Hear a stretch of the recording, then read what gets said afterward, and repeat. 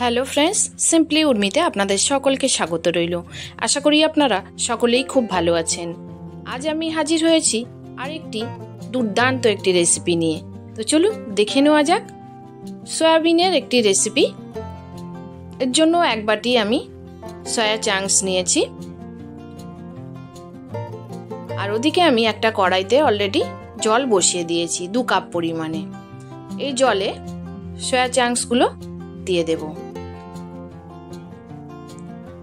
আর এর সাথে দেব একটা গোটা টমেটো, 2টো পেঁয়াজ 4 ফালি করে দিয়ে দিয়েছি, আর দেব 1 চামচ পরিমাণে লবণ, আর দেব 4 থেকে 5টা কাঁচা পাকা লঙ্কা দিয়ে এটা ঢাকনা বন্ধ করে সিদ্ধ করে নেব। এটা বেশ 3 থেকে 4 মিনিট ধরে সিদ্ধ হলেই আমি এবার ঢাকনাটা তুলে নিলাম, গ্যাসটাও বন্ধ করে দিলাম। এবার আমি এই যে টমেটোটা দেখুন, দেখেই বোঝা যাচ্ছে সিদ্ধ হয়ে গেছে। মাঝখানে আমি একবার উল্টে দিয়েছিলাম। টমেটোটা তুলে নিলাম, আর এই সিদ্ধ পেঁয়াজগুলো আর লঙ্কা এগুলো আলাদা করে সেঁকে তুলে নেব। এই রেসিপিতে এত সুন্দর খেতে হয়, রুটি ভাত দুটোর সাথেই দারুণ জমে যাবে।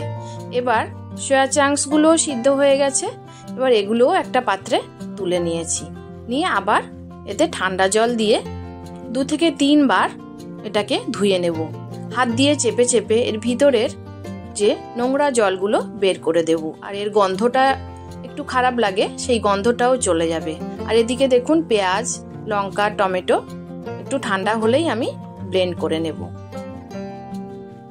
কড়াই বসিয়ে দিয়েছি, এবার আমি রান্নাটা শুরু করব। সয়া চাংসগুলো ধুয়ে রেডি করে রেখেছি। 1 টিস্পুন পরিমাণে রিফাইন তেল দিয়েছি, দিয়ে সয়া চাংসগুলো দিয়ে দিলাম, দিয়ে হালকা করে একটু ভেজে নেব। গ্যাসটাকে আমি লো ফ্লেমেই রেখেছি, লো ফ্লেমে এগুলোকে ভেজে নেব। একটু কালার ধরলেই, কড়াইতে একটু লেগে যাচ্ছে যেহেতু সিদ্ধ হয়ে গেছে, তবুও অসুবিধা নেই। এবার আমি এগুলোকে তুলে নেব। তুলে নিয়ে একদিকে রেখেছি। এবার কড়াইতে আবার 2 চামচ পরিমাণ রিফাইন্ড অয়েল দিয়ে দিচ্ছি। এটা গরম হয়ে গেলেই 6 থেকে 7 কোয়া রসুন আমি কুচিয়ে রেখেছিলাম, এই কুচানো রসুনগুলো দিয়ে দিলাম।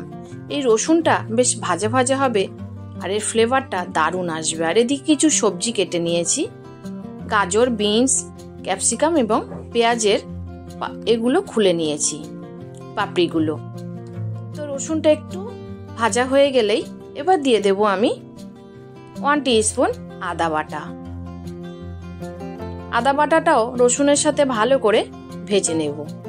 এর কাঁচা গন্ধটা চলে যাওয়ার পর তারপরে আমি এতে অ্যাড করব প্রথমেই গাজরটা। গাজর আমি কিউব করে কেটে রেখেছিলাম, এটা আপনারা আপনাদের পছন্দ মতো কেটে নিতে পারেন। আমি এভাবেই কেটেছি। গাজরটা একটু 2 মিনিট মতো ভেজে নিয়েছি, নিয়ে তারপরে অ্যাড করছি বিনস।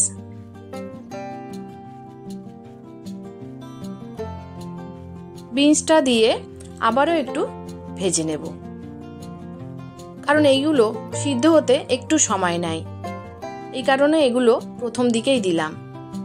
এটাও 2 মিনিট মতো ভেজে নেওয়ার পর এবার দিয়ে দেব যে টমেটো পেঁয়াজ লঙ্কা পেস্ট বানিয়ে রেখেছিলাম সেটা দিয়ে দিলাম।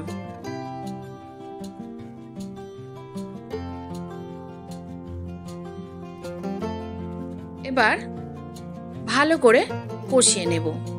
এটা একটু শুকনো শুকনো হয়ে এলে, গা থেকে তেল ছেড়ে দিলে, তখন আমি একটু গুঁড়ো মশলা মেশাবো। একটু হলুদ গুঁড়ো দিলাম কালারের জন্য, আর একটু জিরে গুঁড়ো, একটু ধনে গুঁড়ো, এগুলো সব 1 টিস্পুন করে ব্যবহার করেছি, মানে 1 চামচ করেই।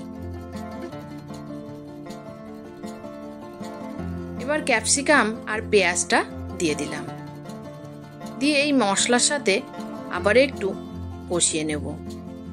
এখন আমি লো ফ্লেমেই রেখেছি, কারণ যেহেতু মশলার পেস্ট দিয়েছি এটা নিচে লেগে যাওয়ার সম্ভাবনা থাকে। এবার প্রথমে যেহেতু আমি লবণ ব্যবহার করিনি, একেবারে দেব বলেই, তাহলে পরিমাণটা বুঝতে সুবিধা হবে, ওই কারণেই এখনই 1 চামচ পরিমাণে লবণ দিয়েছি। দিয়ে 2 থেকে 3 মিনিট আমি এইভাবে কষিয়ে নিয়ে তারপরে অ্যাড করছি সয়া চাংসগুলো। এগুলো কিন্তু 2 থেকে 3 বার ভালো করে ধুয়ে নেওয়ার পর ভাজার পর এটা দিয়েছি, এতে একদমই কোনো গন্ধ নেই। আপনারা এইভাবে সয়া চাংস রান্না করলে খুব ভালো ফ্লেভার আসবে। এবার ভালো করে মিশিয়ে নেব। এটাও লো ফ্লেমেই আমি মেশাচ্ছি। 3 থেকে 4 মিনিট ধরে একটু হালকা হাতে মিশিয়ে নিয়েছি।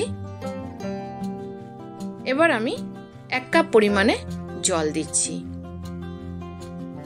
ভালো করে মিশিয়ে নেব। গায়ে অনেকটাই মশলা লেগে আছে কড়াইয়ের গায়ে। ভালো করে মিশিয়ে নেওয়ার পর, যেহেতু সবজি আর সয়া চাংস সবই সিদ্ধ, ওই কারণে খুব বেশিক্ষণ লাগবে না। এবার একটা ঢাকনা বন্ধ করে আমি 5 মিনিটের জন্য রান্না হতে দেব মিডিয়াম ফ্লেমে। তো দেখুন রান্না আমার প্রায় রেডি। ঢাকনা তুলে নিলাম। এবার আমি 1/4 চা চামচ গরম মশলা গুঁড়ো দিয়ে দিলাম, ঘরে বানানো ছোট এলাচ, লবঙ্গ, দালচিনি, আর সামান্য একটু চিনি দিলাম। এটা 1/2 টিস্পুন পরিমাণে দিয়েছি। যেহেতু টমেটো পেস্ট ব্যবহার করা হয়েছে, ওই জন্য টেস্টের ব্যালেন্সের জন্য একটু চিনি দিয়েছি, আর 1/2 চামচ পরিমাণে ঘি দিয়ে ভালো করে একটু মিশিয়ে নেব। আরেকটা জিনিসও দেওয়া বাকি আছে, সেটা লাস্টে আমি ব্যবহার করব। ভালো করে মিশিয়ে নিয়েছি। এবার আমি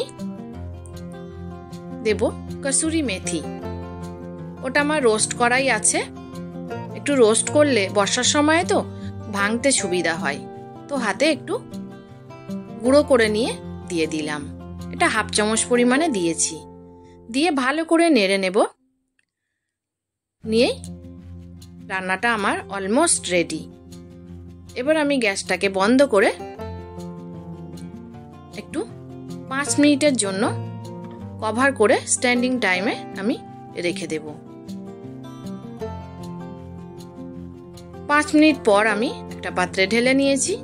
কেমন লাগলো আমার এই সয়া চাংসের রেসিপি? যদি ভালো লাগে তাহলে অবশ্যই লাইক, শেয়ার, কমেন্ট করে দেবেন এবং যারা আমার চ্যানেলটি নতুন দেখছেন সাবস্ক্রাইব করে আমার পাশেই থেকে যাবেন, আর পাশে থাকা বেল আইকনটি অবশ্যই প্রেস করে দেবেন, যাতে আমি ভিডিও ছাড়লে নোটিফিকেশন সবার আগে আপনার কাছে পৌঁছে যায় আর আপনি আপনার সময় মতো দেখে নিতে পারেন। আর যারা ফেসবুক থেকে দেখছেন প্লিজ পেজটি ফলো দিয়ে রাখবেন। তো আজ আসি, আবার দেখা হবে অন্য কোনো নতুন রেসিপির সাথে। আর এটি রুটি ভাত দুটোর সাথে দারুণ লাগে। তো আজ আসি, ধন্যবাদ রইল।